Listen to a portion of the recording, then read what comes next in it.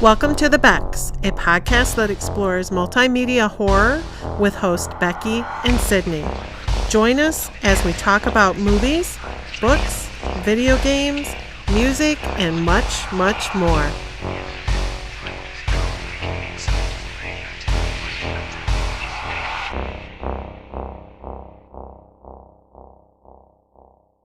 Thank you so much for joining us. My name is Sydney Rebecca. And I'm Rebecca Snow. And we're the Becks. And welcome back to The Haunting of Hill House. We're doing episodes 3 and 4 for this section. For this episode of ours. Now, the first 2 episodes were about Steve and Cheryl. These are about Theo and Luke. Theo comes first. Her episode is called Touch. And we kind of already know something's a little bit weird about Theo from previous episodes because she's always wearing gloves. Mm-hmm. Which is just weird. It's not a thing that people do. No, not usually. I know a few people that do, but they are germaphobes. So they don't like things to touch their hands or their hands to get dirty. Her thing is not germophobia. No, although she does tell people that is her thing. Yeah. But that is not at all what's going on. Can you imagine having that issue? You'd never be able to go to like a thrift store or anything. That would be horrible. No, that's awful. Not thrifting, Not please. thrifting. Second hand is my favorite kind of hand. Anyway. What's your second favorite kind of hand, Becky? Oh, it's been a while. Anyway. It's so funny because this episode literally opens up with her seducing a lady at the club. Yeah. She does take the gloves off for sex, though. But she does, but she immediately puts them back on. Yeah. So I think, though, because when she's having sex, she feels so much other things that she's out of her head where she feels. Yeah. So she's a touch telepath. So she gets like images and impressions when she touches people or things.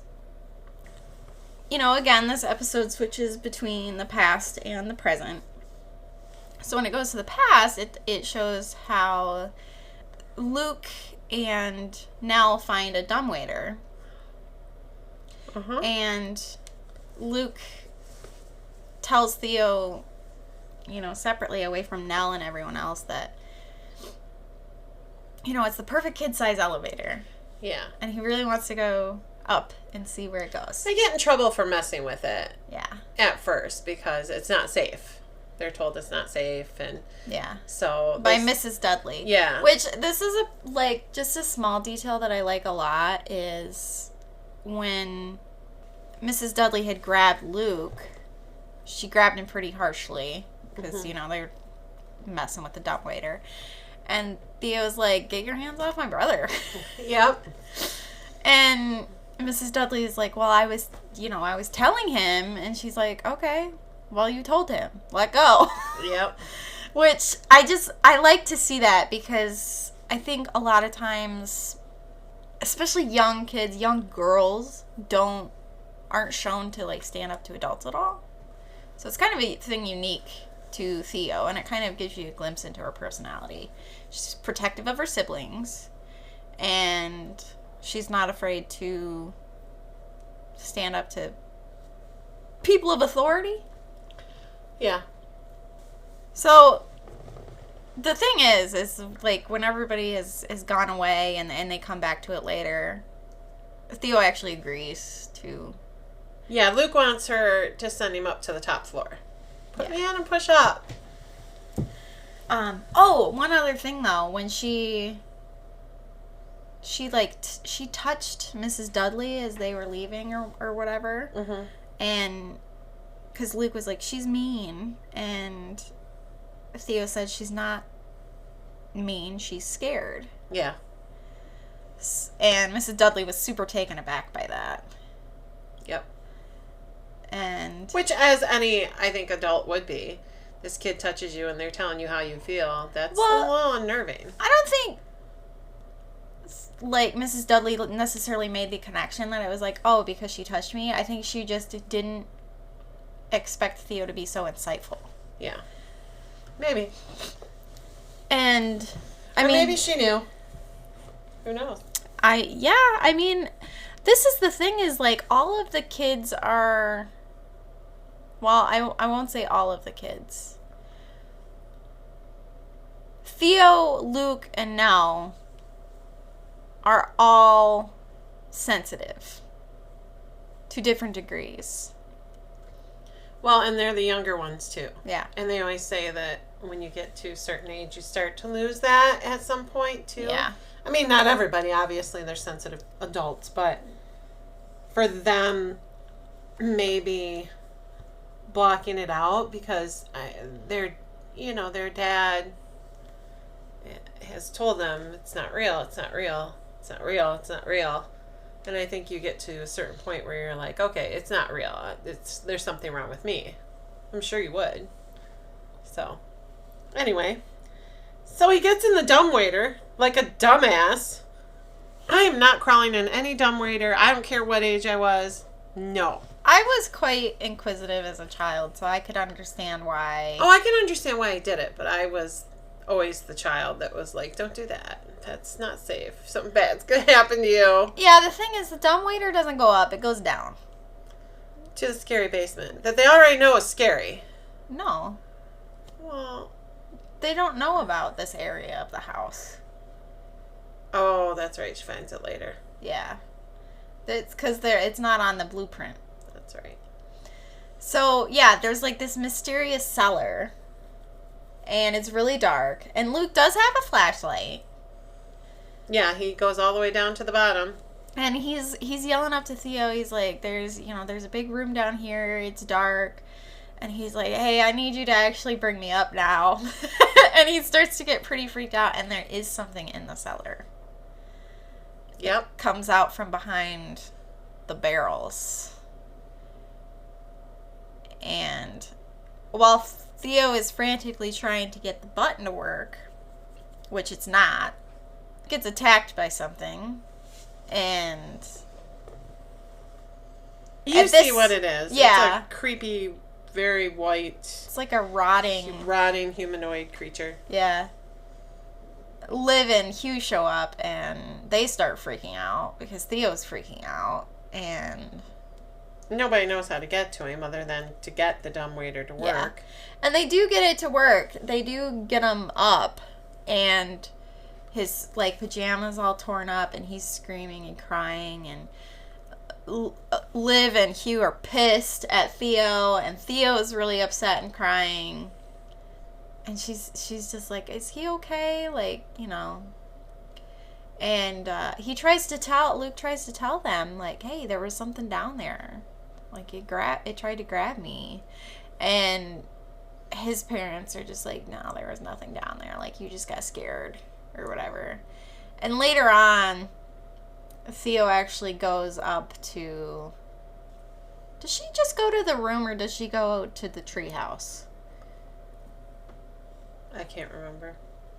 Well, she finds Luke later, and he's like, nobody believed me. Nobody believes me. Mom and Dad don't believe me, but there was something down there. And Theo touches his hand and says, I believe you. And they kind of talk about, like, okay, because Luke sees a ladder. He tells her that there was a ladder. And she's like, okay, so if you were in the elevator, it was in his bedroom, because I remember her going over to Nell's bed. Oh, yeah. And she's like, so if you were here, let's kind of try to figure out how far away the ladder was, which I thought was so smart. And she finds it in the kitchen. She goes down and counts her steps. And there is a secret door. Mm-hmm. Yeah.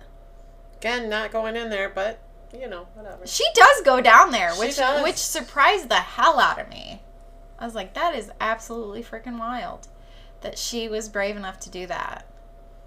Yeah, because she was only like, 9 or 10? Yeah.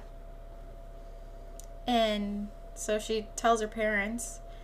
And, you know, earlier in the episode, too, like, she had been going through stuff with her dad, trying to figure out what was good enough to sell and what was junk. And she had found this box. It was like a trick box. And there ended up being really nice vintage of wine in there. And so with that and with the discovery of the cellar, which was for bootlegging during the Prohibition, Liv sits her down and is like, my grandmother was sensitive too. And I'm sensitive. And I think you might be sensitive too. And she gifts Theo a pair of gloves and says that it should help her.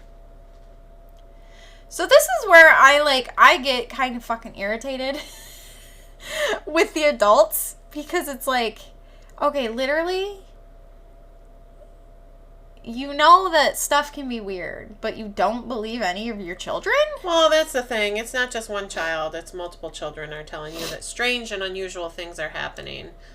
I don't know. I guess I am delving into it. I'm looking into it. I'm paying closer attention. I don't know. And then the mom knows that she's sensitive, and they still are like, yeah. There was too much going on in that house for someone not to say, whoa, let's hold up and see what's going on here. Yeah, I mean, that kind of lends to the fact, too, that later on, without giving too much away in future episodes, it's like they were a well-adjusted family, and Hill House warped everything. And shit started to go bad. Like, they were solid, like, cohesive. And then, so I think really it's the nature of the house that's kind of turning everything around. And the adult children don't realize that, because all they see is what happened the last few days. So to them, what they've heard and what they've seen is that their parents' relationship was not great. Yeah. And so that's really sad, and it comes along later that the dad has a talk with all of them, so. Yeah. So back in the future, it's revealed that Theo is actually a child psychologist, which is so fucking ironic. Right? The most ironic.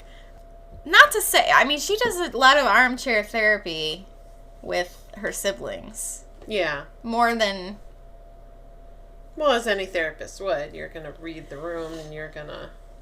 call people out. Yeah. Yeah. But she specifically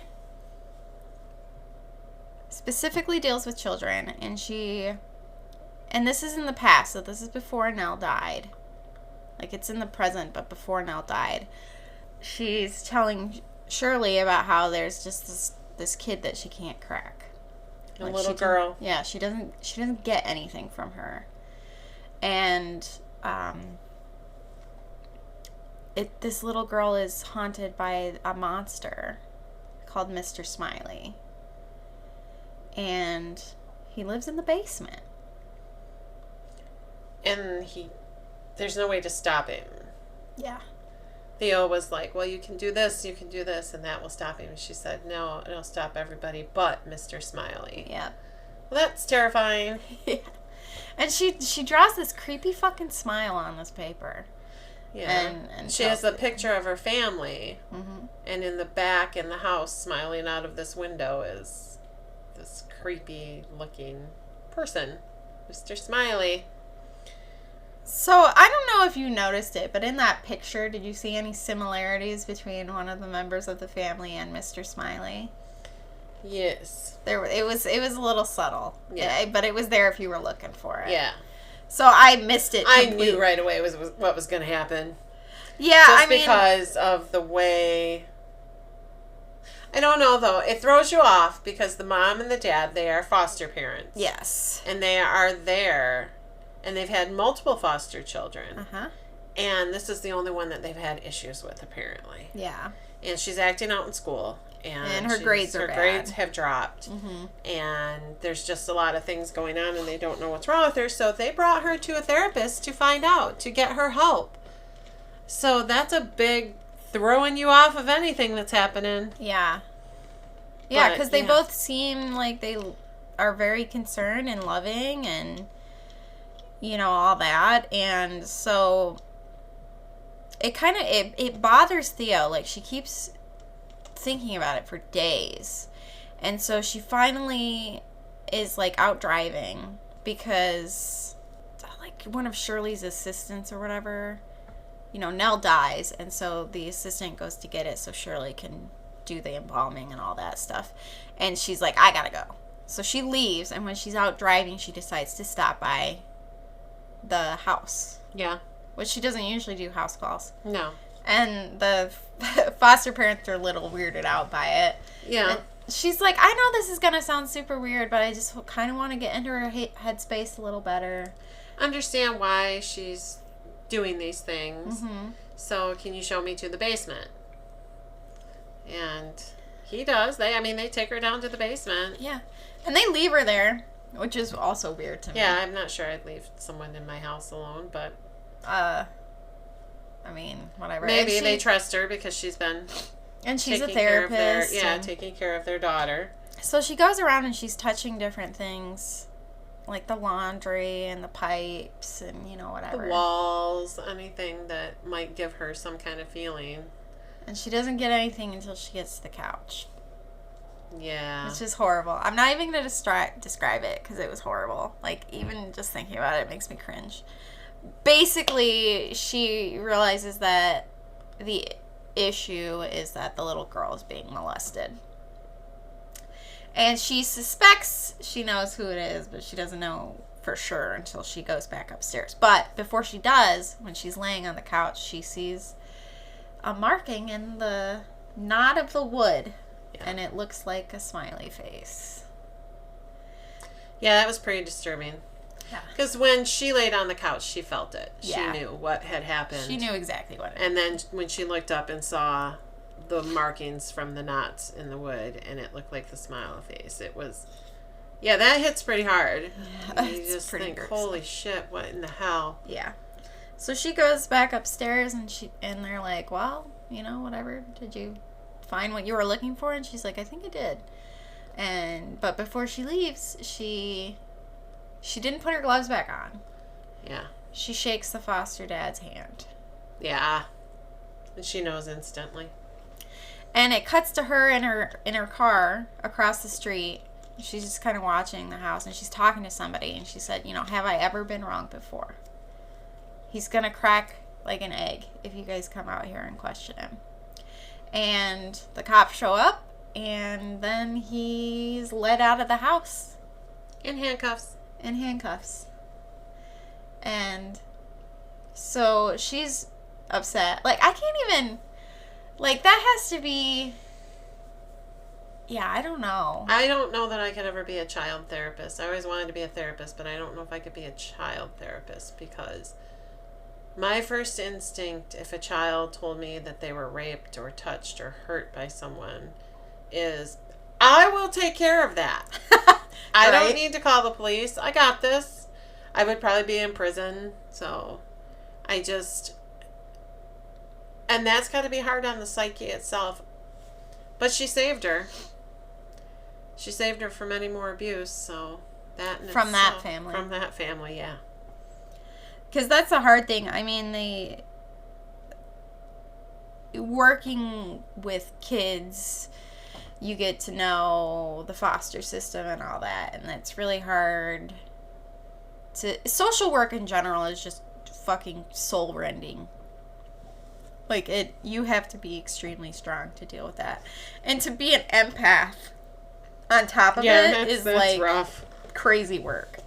So she's fucking distraught. She goes home. And what does she decide to do? She decides to go down into the morgue and see Nell. And at this point, Shirley has already fixed her. And... God, this bit of acting was so good. Yeah, that was rough. She goes down there and she takes her gloves off. She's already crying. And she touches her hand to Nell's forehead. and she falls backwards screaming because she can't feel anything at all. But we don't really know that at the time. Well, that's the implication. Yeah. That's even when I first watched it, I'm like, oh, that's why. Because her sister's not in there. Yep. There's nothing to feel. Everything's gone. And I mean, I guess you could argue, like, maybe she felt her final moments. I don't know. But mostly I think it's because she didn't feel anything. That's kind of more how I lean. And so she calls up her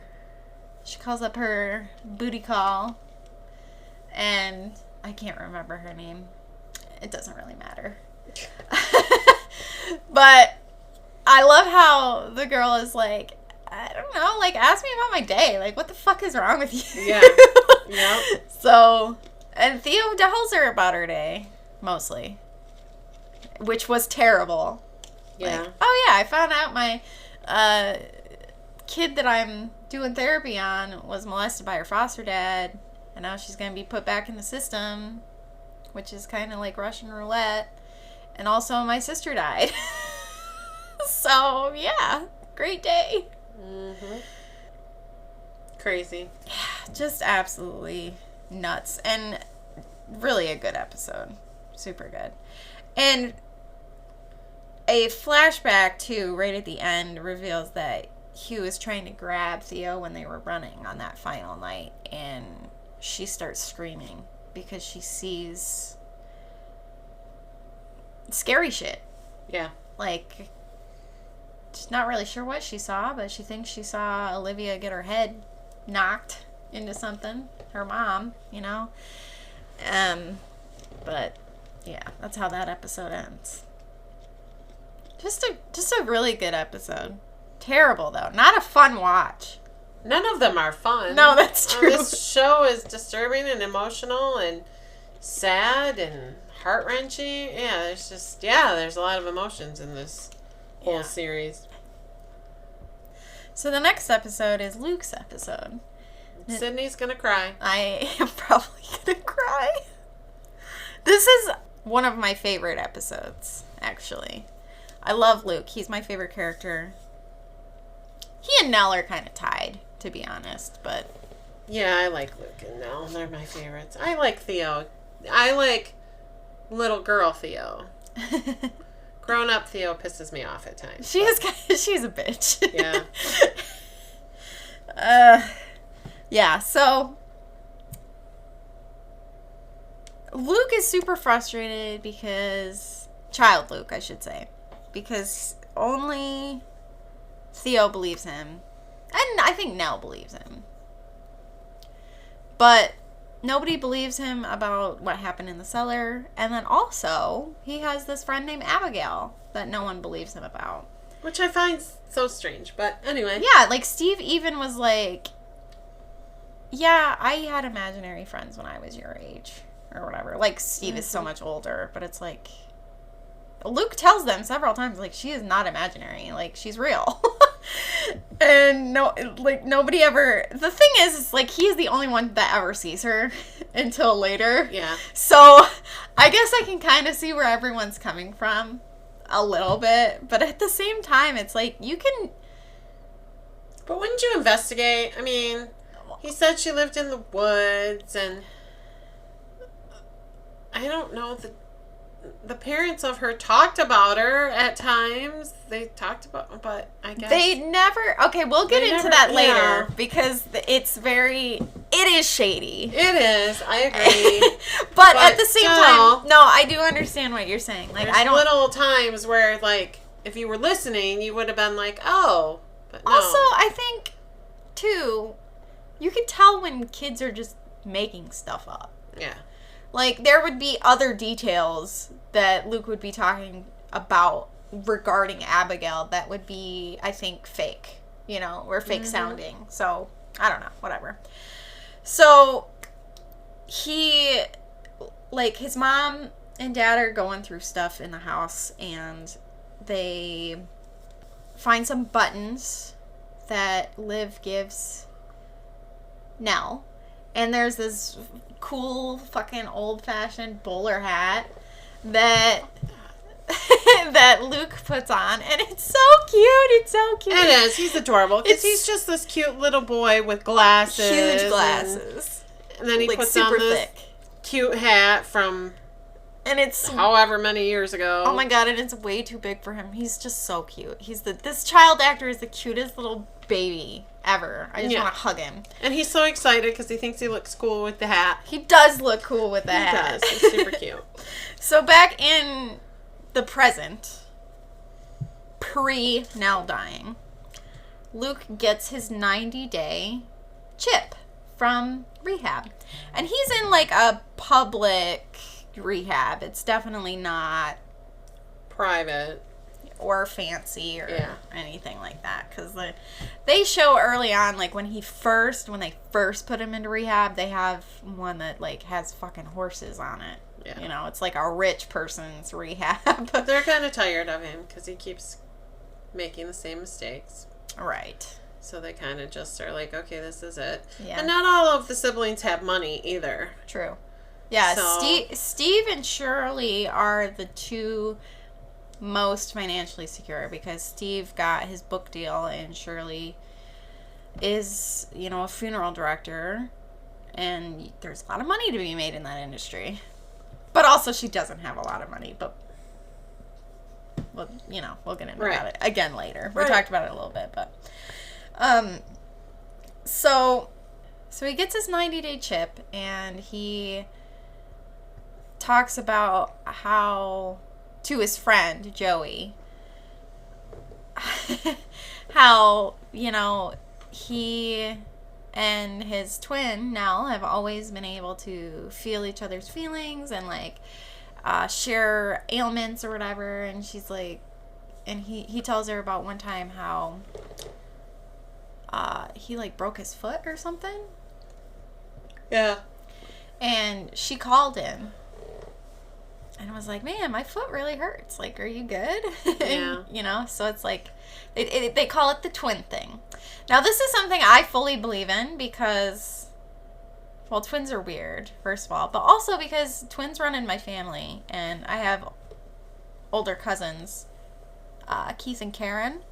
They are twins, and they, not so much the physical, but the emotional. Like, they get feelings hardcore, and they will call each other. And, you know, sometimes it's good. It's like, hey, like, what's happening? Like, I'm excited. Or, you know, like, if something bad happened, like, hey, are you having a bad day? Like, you know, and that's, like, that's them. Oh, I definitely believe it. And I think even identical twins are more because they share the same DNA. So I think even fraternal twins have it, but I think if you have identical twins, it's even more intense. There's a lot that goes on with twins. And unless you live it, you don't know. I have multiple sets of twins. twin nephews. I have a few of them. But yeah, no, I believe in it too. And it kind of it does open up with this guy in the group therapy too. Besides when he gets his 90-day chip, there's another part where it's this guy talking about how he was using because he started using because of PTSD. Mm-hmm.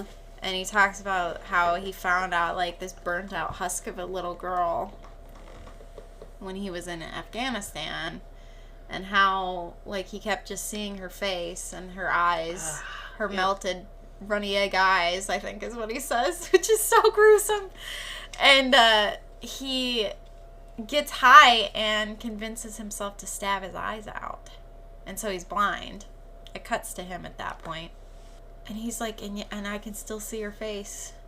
That's all he can see. I can't see anything else, and I can still see her face, which I think is such an narratively is so good to include, because again, it goes back to Steve's episode where he talks about how ghosts aren't spirits, they're like memories and guilt and, you know, all that stuff. And that's like, that character is like another manifestation of that, and kind of also gives you insight into why Luke uses, because they don't go super into detail about when exactly Luke started using and why. I mean, you get, it's like, okay, he had a fucked up childhood, whatever. But they don't super go into detail about it otherwise in the entire show. No. You just kind of assume that it's because, okay, no one believed him when he was little and he had to deal with whatever he saw and whatever he was dealing with. And then his mother committed suicide, is what he knows. And then his dad was gone. Yep. He was raised by his aunt. So, yeah, broken home. Like, you go from a family that was solid within just a few weeks and you lose everything. So, as a child, the psyche that had to be broken there, yeah, definitely. PTSD leads to a lot of horrible things. And they talk about in this episode, he gets his chip and they're back in his room sharing a cigarette, him and Joey are. And he talks about how step 4 is kicking his ass. And step 4 is a fearless moral inventory, which basically is writing down every single thing you did bad in your life and every person that you've wronged and how you've done it. I think he says something like, every time I do this step, I end up breaking out in track marks. Yep. And Joey seems like she really cares about him. Yes. She, is there for him, talking to him. But she pisses me off. She is... it was super weird that it happened because suddenly my TikTok a couple of days ago was showing me stuff about the show, and it was talking about how Joey and Poppy are everyone's 2 most hated characters in this show. Joey does piss me off. Mm-hmm. So let's talk about it. So she's weird when she says goodnight to him. Yeah, because he just opened up to her about a lot of things right before she leaves. Yeah. And they came in and said, it's time for you to go back to the woman's side. You gotta go. Yeah. And when he gets up for the day, Joey left. Mm-hmm. She'd left treatment. And she had left him a note, too, that said, don't follow me. Mm-hmm. Luke had woken up in the middle of the night at 12:03 in the morning to see Nell standing in his room. Yeah. Saying, go. And when he woke up, found out that Joey left. And so he thought, okay, Nell... Just telling him to go after Joey. After her. To save her, because he knew she was going to go relapse. She was going to go use. Yeah. Now, Luke does leave, too. Which I was just like... I know. But he's like, I'll be back. I'll be back. He's like, please don't give my bed away. I'll be back. Yeah. He's like, I'm not going to use. But that's not how rehab works. You leave, you lose your bed. Yeah, you can't just... come and go. And that's something that that Paige, the director there, says. She's like, when you choose to leave treatment, like, that bed opens up for someone who actually wants to get better. Yeah. And so it's understandable where they're coming from, too, the rehab for center. Sure. But it is hard. Now, back in... Childhood? I hate this part. Luke wakes up because he hears something. Like a thumping. Like a thumping coming down the hallway. Yeah. And so he gets freaked out and he tries to wake up Nell. Nell's assed out. She's sleepy. So he gets under the bed. Yeah. No. And the door swings open and there's he runs out and he looks out the door first. Yeah, he looks out the door to see what is making the noise. He sees a man with a cane, super tall man with a cane, but he's floating. Yeah, he's not touching the ground. Only his cane touches the ground. He's like floating and using his cane almost like an oar, like he's touching it and just kind of sliding through the air. He's creepy. He's super tall, super thin and lanky and tall. And he keeps checking. He checks. He's looking everywhere. Yeah, looking around for something. He checks in every bedroom. And so Luke obviously is like, okay, he's going to come here next. So that's when he hides under the bed. And the man comes in and picks up the hat. Yeah. And puts it on his head. And he turns to leave. Now Luke is like trying not to breathe, but he has to breathe. Mm-hmm. So he like lets out a gusty breath, and he's freaking out. He's hyperventilating. And the very tall, skinny man comes back, stops, dead midair. Yeah. And comes back around, and then, dude, all of a sudden, he's looking Luke right in the face. Oh, it's horrible. Yeah, it's horrible. It's super scary. Yeah.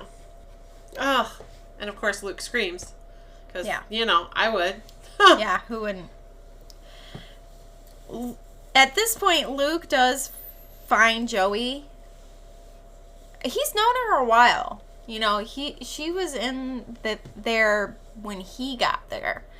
And had helped him through his withdrawals and stuff. So they've talked a lot, and he knows her spots. So he waits around and finds her. And she starts crying, like, immediately. Yeah.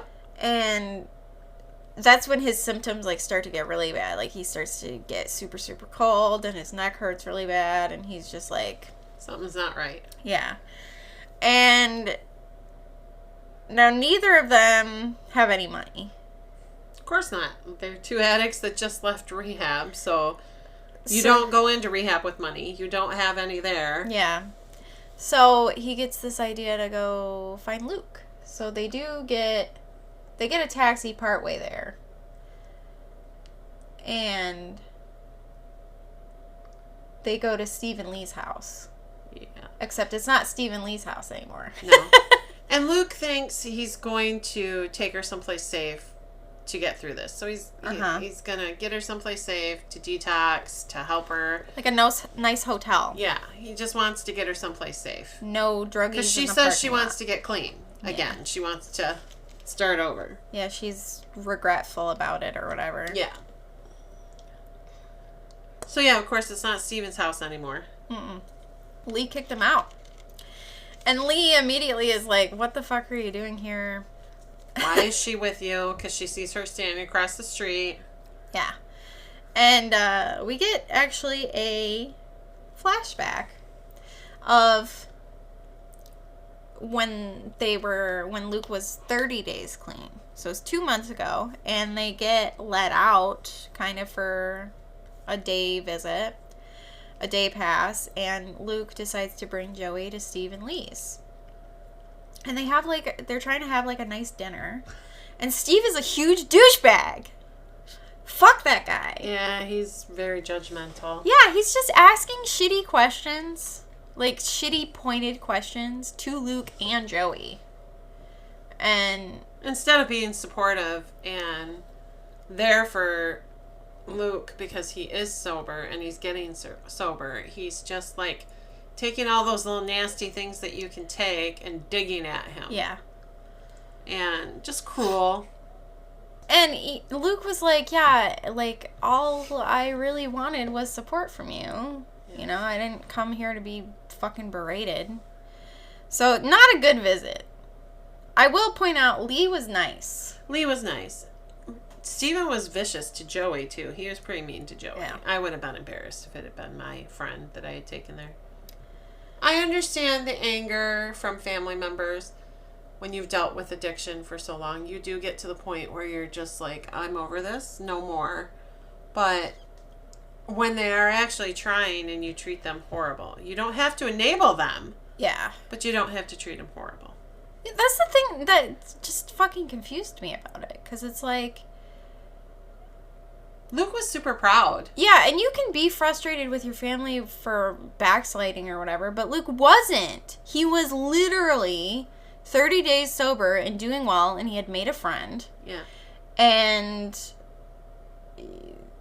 there was no reason for Steve to be shitty. No, not at that point. They didn't have to fucking have him over. No. You know? Like, why invite Luke over and let him bring a friend? Terrorize him. Yeah. And treat him like crap. Just ignorant. He breaks into Steve's apartment.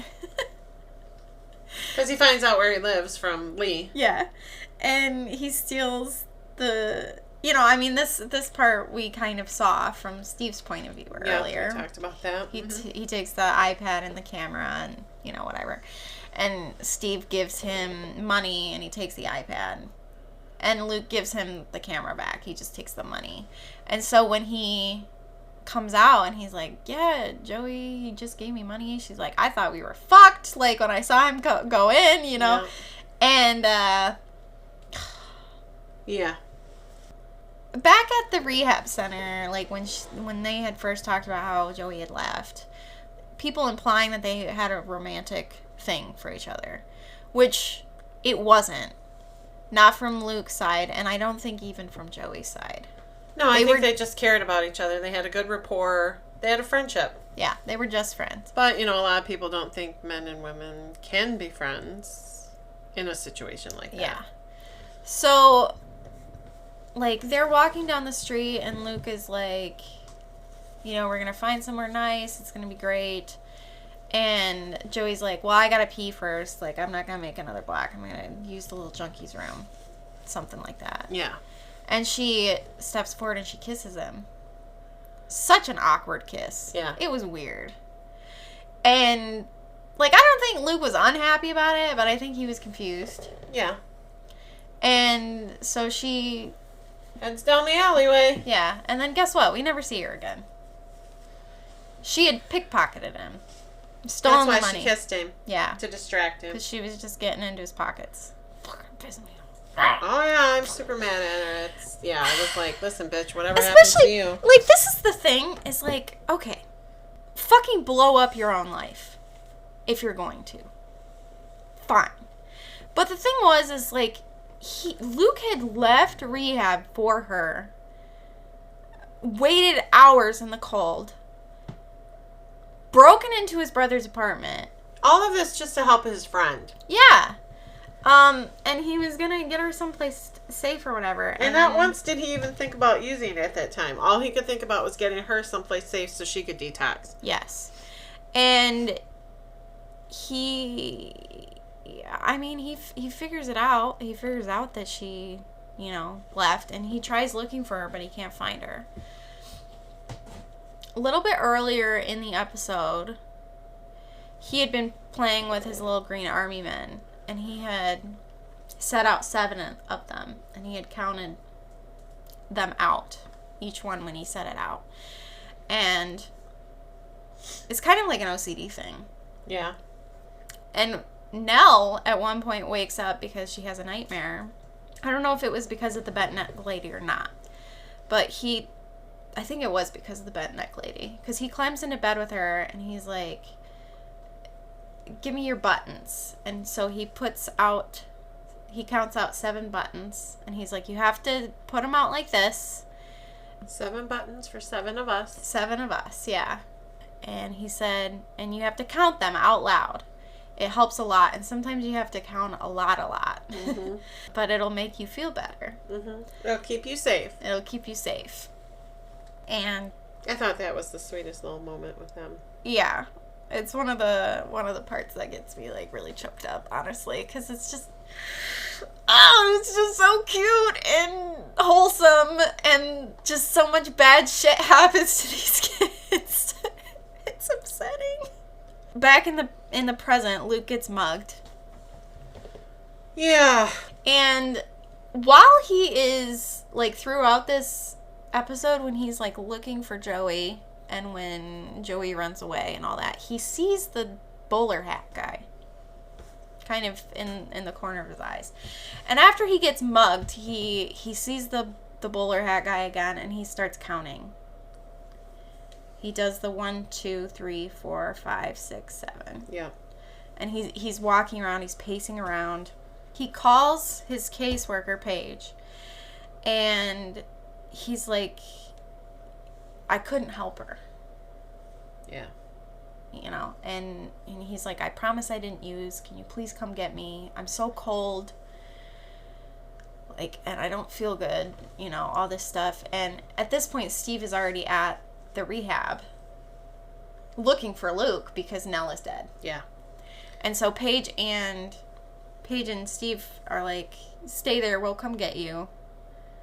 And so he's pacing up and down the street, doing the counting, and eventually the bowler hat man is like right behind him. And when he turns around to face it, it's his mom. Yep. Telling him to come home. And she like opens her mouth and it's like a big bright light or whatever, and it ends up being the car.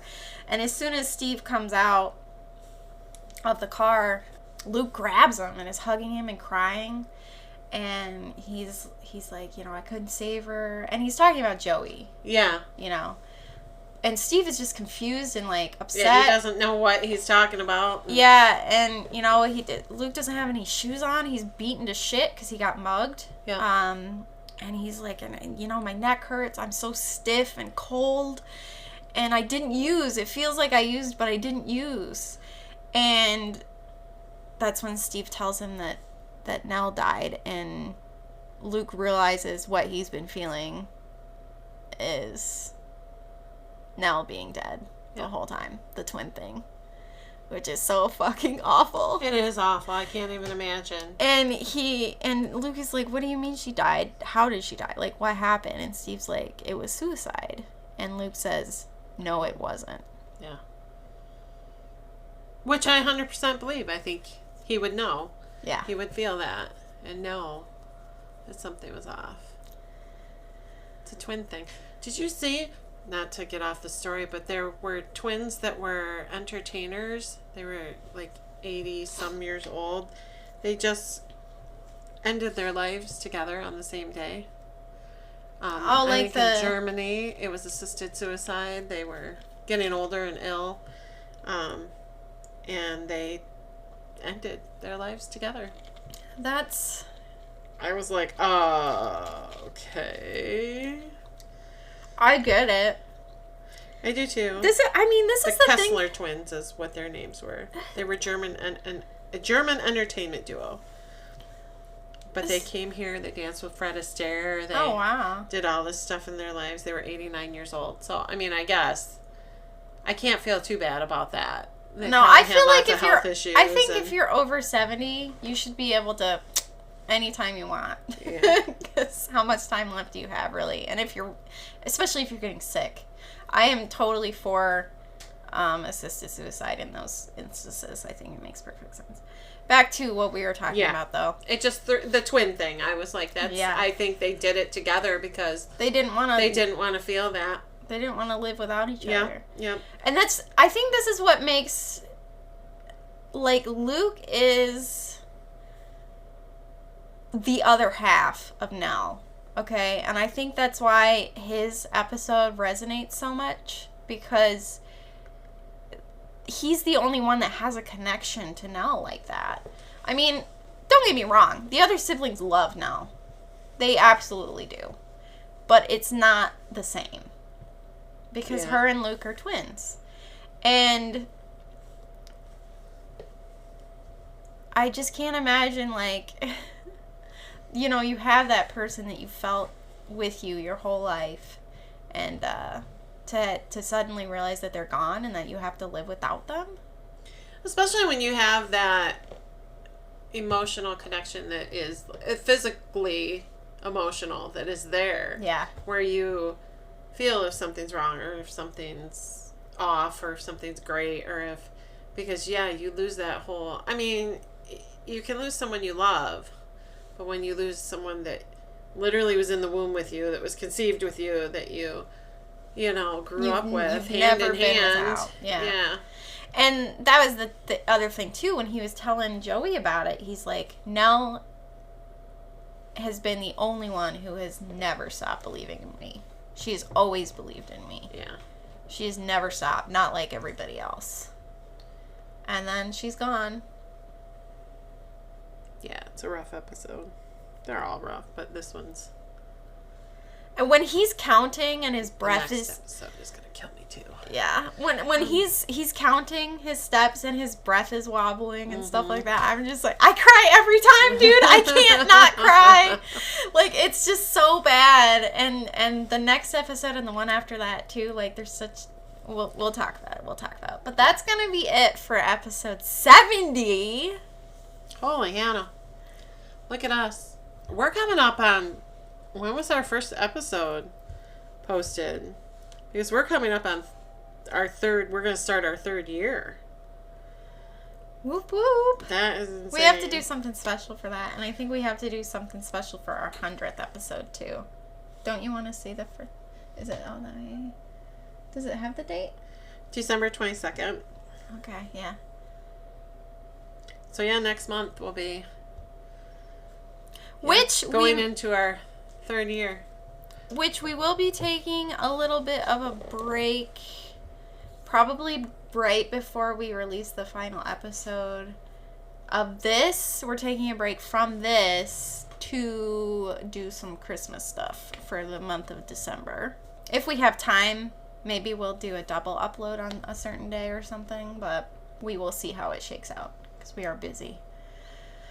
So, yeah, thank you so much for listening to us talk about episode 3 and 4 of The Haunting of Hill House. This show is so good, y'all. Again, if you have not watched it, don't let us tell you about it. Just watch it. Yeah, I forgot how good it was. It's so good. And what's awesome about it is you can rewatch it and still, like, pick up on stuff that you missed and, like, enjoy it still. Yeah, I haven't watched it since it first came out, and so watching it again, I'm like, oh, I forgot about that. Oh, like I said, I told you I fell asleep and the last episode was on, and I woke up and was watching part of it, and I'm like, oh, yeah. I forgot all this. Oh, man. And then that got me all emotional, so. Yeah, I can't. This is so good. Yeah. Because, again, this is a scary show, but... It is. It's super creepy. It's so much... more than that. It's just a fucking emotional gut punch. Every single episode, it just punches you right in the gut.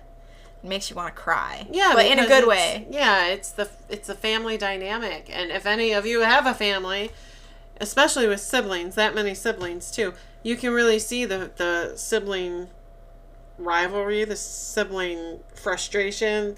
There's a lot that goes on that you're like, oh yeah. Even though their life is super crazy and there's a lot going on that most of us would not have gone through. Yeah.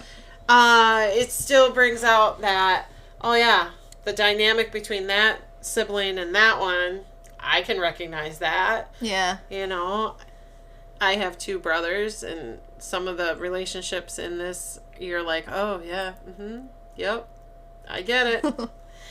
Yeah. So anyway. I mean, I was telling Becky earlier, the actor who plays Luke shares a lot of mannerisms with my older brother Adam. Shout out Adam if you're listening. I hope you're listening, jerk. You better be. Bella's a whore. That's just for you, Adam. So, yeah, the actor for Luke reminds me a lot of him. They have a lot of the same mannerisms. They kind of look similar too in certain aspects. And I was just telling my other brother recently that Adam is kind of like my twin. We were separated by 9 years because we're just that close. So that's another reason why this episode hits me hard. Because, I mean, my brother's not an addict or anything, but just, I don't know. He doesn't see ghosts. I hope not. But I just, like, I get it. And I just don't ever, yeah. It just, the loss of a sibling is... It sucks. It does suck. Yeah. It really does. We've both lost siblings. I lost my oldest brother. I lost my oldest brother. And I miss him. Even though we hadn't talked in 6 years. Not a day goes by. Like I told you, I just had that dream about him a few weeks ago where he hugged me and I could smell him. Yeah. Now I'm gonna cry now too, because and I was super tight with my brother. We were like that. We were 8 years apart, and until certain relationships ruined our relationship, we were like that. Mm-hmm. He would bring his girlfriends and be like, "If my sister doesn't like you, you're screwed." Yeah. Yep. So, yeah, but then it all changed. But, yeah, we were super tight for a lot of years, and, yeah, it sucks. Speaking of dreams, let's talk about... Oh, my God. Yeah, let's talk about it. Sydney, creepy weirdo. So, as you guys both know... Both know? They both know. Yeah. As you guys all know. We both are diabetic. Yeah. And way back in the day when I was first diagnosed, I had the same type of constant glucose monitor that Becky has, which is the Libre. And it makes a very specific noise when your sugar goes low or high. I woke up Wednesday night at, I think it was Wednesday. It wasn't yesterday. So it was Wednesday. Because, yeah. No, today's Thursday. Today's Thursday. So, yeah, it was yesterday. It was yesterday morning that you asked. Yes. Yeah. So, I woke up at 4 in the morning because I heard this alarm. Now, my pump alarm sounds nothing like it. So, I was really confused. But I was like, what the fuck? So, I look at the clock. It's 4 in the morning. I'm like, okay, whatever. So, I roll back over and I go to sleep because I check my pump and my sugar's not low. I'm fine. So, I think I just, dreamed it or whatever. So, I get to work, and I'm looking at Becky, and I'm like, you know what? I'm going to ask her. So I'm just at my desk, minding my own business, putting some payments in for insurance payments. This is all I'm doing. I'm just sitting there. And my back is always towards everybody else where my desk is. So, yeah. So I'm not looking at Sydney when she asked this. So, I turn around, and I'm like, hey, did your sugar go low at 4 o'clock in the morning last night? And I kind of just ask it as a joke. But she slowly turns around and is like, yes. Why? It's exactly what I said. Why? And I'm now looking at her. I've turned my chair and I'm looking at her like, what? So I'm like, well, I woke up because I heard your low sugar alarm. Yeah. So not only do we spend too much time together in real life, she's walking in her dreams into my house. Yeah, apparently. And not even stealing good food or something. She's hearing my alarm go off. Yeah. But yes, literally my alarm had gone off at 4 a.m. It had been going off periodically through the night. But yeah, it had gone off. And sure enough, it was the exact time she asked me. So, yeah. Yeah, it was fun times. Fun times. I'm a big weirdo. Sorry. She's kind of a big weirdo. Just astral projecting in my dreams or whatever now. To my house. Not anywhere interesting. Be finding a better place to go. Yeah, literally. Weird. So yeah, so if you think we spend too much time together now we're just psychically connected. Yeah. I told her, I was nothing fun. I told her, I'm like, get out of my head. And she's like, get out of my house. All right. Well, that's it for today's episode. Today the pod, tomorrow the world. My name is Sydney Rebecca. And I'm Rebecca Snow. And we're the Becks.